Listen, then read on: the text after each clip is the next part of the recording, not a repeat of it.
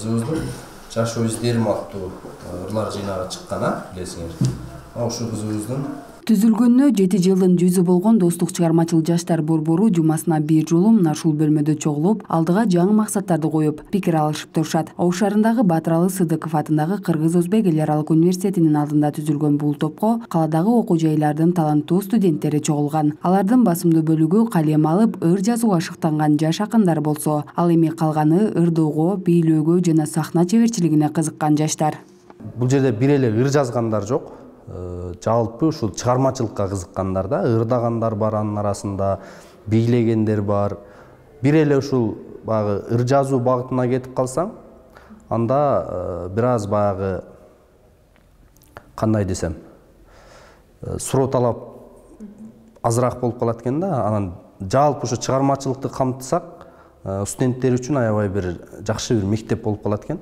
Бул жерде баягы сабактан тышкары биздин ошол ар тармактуу биздин өнөрпоз студенттерибиз чогулуп, чыгармачылыкка болгон өздөрүнүн бир жан дүйнөсүндөгү бар таланттарын коомчулукка көрсөтүп, тартуулап келе жатышат.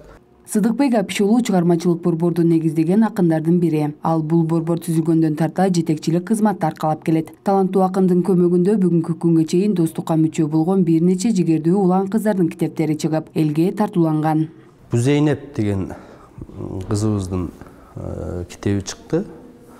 Андан сырткары биздин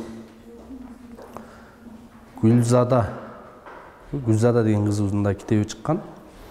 Ага дагы ушул жаш калем, жаш ушундай жаңыдан оон жазып келаткан биздин жаш оончул жигиттерибиз кайрылып, бир топ оондору ырлар оондуу болуп чыгып, бүгүнкү күндө ушул жаштар арасында мындай жакшы бир ой пикирлер жаратып атат. Китеп деген именно бүгүн чоң алдыга саат 4-5. Бүгүнкү күндө аталган борборго 70-тен ашуун жаштар мүчө болгон. Бул курам учурда шаардык жана республикалык деңгээлдеги иш-чараларга активдүү катышып, түрдүү жетишкендиктерди багындырып келүүдө. Акманай Токтоналиева да Достук чыгармачыл жаштар борборуна кошулуп, бир катар самалыктарга катышып, жаңы багыттарды үйрөнгөнүн айтат. Бул университетке тапшырганымда башында келип эле биринчи үйлөрдөн болуп тапшырганмын Достукка. Анан мен ойлогондон дагы мыкты көрдүм. Анткени жаңы досторду таптым, жаңы нерселерди үйрөндүм. Аз убакыт болсо дагы өзүмө көп нерсени ала алдым, жаңы нерсени. Ушулга чейин ыр жазып келгенмин, бирок көбүнчө жазган ырым энелер, аялдар жөнүндө болчу. Ырларым бардыгы көбүнчөсү.